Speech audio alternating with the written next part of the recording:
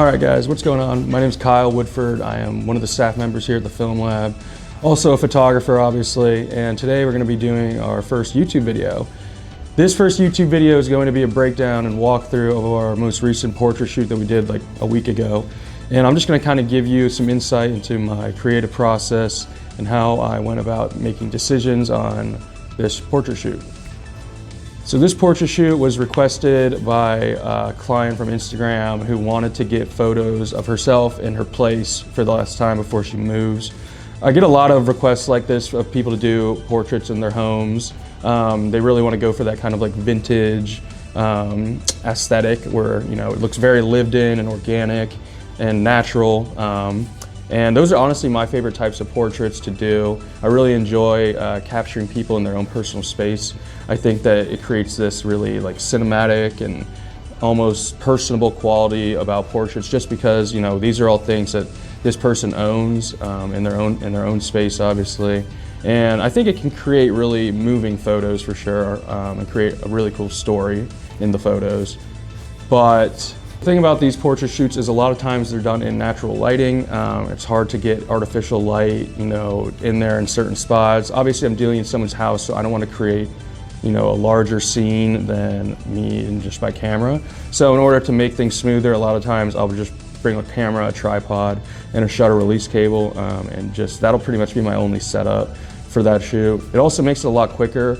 Working on a tripod itself already just like slows everything down. So if I can just make each shot feel, you know, bang, bang, bang, we could kind of create more work and stop worrying about as much about the lighting and kind of, you know, logistical stuff of the shoot. We could just focus on the set design and the model and posing, and that's it. So, speaking of gear, I can go over the gear I used. I used the medium format Hasselblad 500cm, which is one of my portrait cameras that I've been using for a few months now, and the film I ended up using was Portra 400, which is a tried and true, very good for portraits.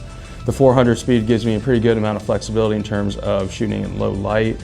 Portra 800 is another film that I shoot a lot. Obviously, its price is super expensive, so try not to shoot it a whole lot if I can, but sometimes I'll just shoot 400 and push it to 800. Just depends on how I'm feeling, but 400 for the most part will do for most things. The lens I ended up using was the 55mm f4, which is like a great all-around lens for anything, to be honest, but for portraits it's super nice when you have to shoot indoors because you're able to capture a really wide field of view. The 50mm equivalent on full frame is around like a 28mm on full frame is around a 28mm lens. So that's pretty wide. That's about what I'm shooting on now. So, you know, you're able to capture a lot of the background and you still get pretty good depth of field, which is super nice. But all in all, that's about it. I mean, I brought a tripod and then a shutter release cable, but for the most part, everything else. Oh, I did shoot on like BTS. Like some of the room clips that you'll see were shot on this DJI like Pocket Action 4, which is kind of like a little GoPro type camera.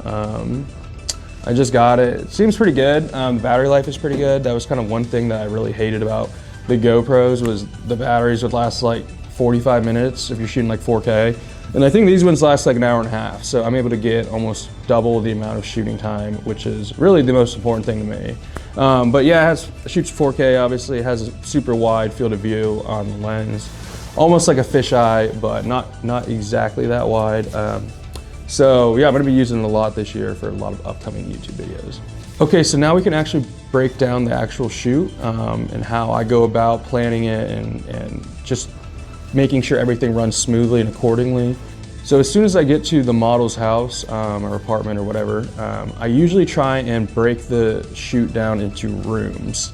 So as soon as I get there, I'll ask her or him if he can give me a tour of the apartment just so I can get a general breakdown of everything.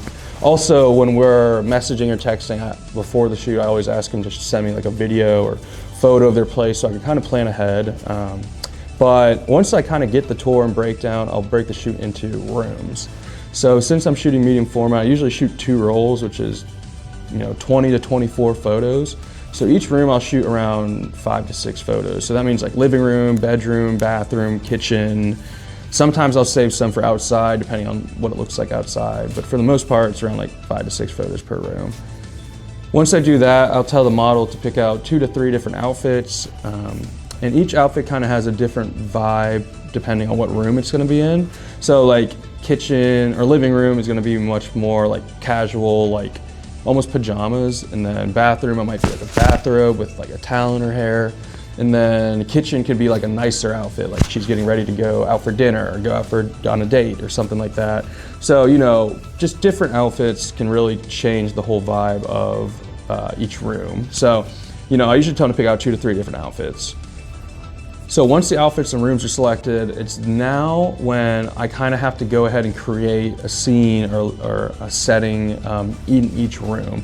So I'll tell the model to go ahead and pick out, you know, a bunch of different props, whether that be bags, shoes, plates with food, drinks, bottle, literally anything that can make the room look like it was being lived in or like something was going on. All the photos, I want the model to be doing something. I want them to be, you know, kind of candid or natural. So I want it to look natural, obviously. So, you know, that can include books, just creating some sort of scene that seems like it could happen in real life. And that's kind of on me, the photographer, to be able to help set the scene, obviously. So, you know, that's kind of what takes the longest part of the actual shoot, is just creating these different environments per room. I like to try and do it per, like, you know, for every room if I can, which is obviously, you know, if I can do that, that would be great. But there are some rooms where I just kind of have to, you know, let them be. If I can get super lucky, some models' places already have everything kind of set like the way I would want in the photo, which happens like every now and then. Some models just naturally have stuff everywhere that look cool and really add to the photo, and you know, when that happens, like, the shoot becomes so much easier. So yeah, that's about it. I mean, normally I shoot about 2 rolls. Sometimes I'll shoot 3 depending on, you know, what they want or what the model requires, but usually I'll shoot 2 rolls, and almost always medium format. I pretty much save medium format for just portraits if I can. I'll shoot 35mm sometimes for BTS or flash photography, but that's about it. Okay, so that's pretty much a wrap on the shoot. We'll go ahead and meet you when we start developing and scanning. See you there. All right, guys, we're back at the lab. We just finished up scanning all the film from that portrait shoot. We actually did the portrait shoot a couple days ago, but just finally got done with scanning and developing all the film here at the lab. But yeah, it was a good shoot overall. First shoot of the year for these kind of like indoor lifestyle, editorial style photo shoots. They're always super fun, and honestly, they're my favorite style of portraits to do. I've been doing them for a while, and I think that's kind of the style that I've stuck with for the time being, at least the last few years, and that's kind of what people would associate my style of photography with. But yeah, I kind of gave you guys the rundown of my steps and process and everything. But in the footage, you'll be able to see, you know, exactly what we decided to do and what rooms and how we set up everything, and it was super fun. Huge thanks to the model B for allowing us to film and kind of create this video, which is super nice of her. But if you guys have any other questions or comments, or if you have any other kind of ideas for upcoming videos, go ahead and let me know, and I can kind of create some future videos for this channel. And I'm really looking forward to creating more content for this channel, just kind of helping the lab grow. But also, if you're in the Cincinnati area and you're looking to get your film scanned or developed, go ahead and shoot us a message online, or you can go ahead and check out our website. We'll go ahead and take care of you guys. But yeah, looking forward to creating more content for the rest of the year, and we'll catch you guys in the next video.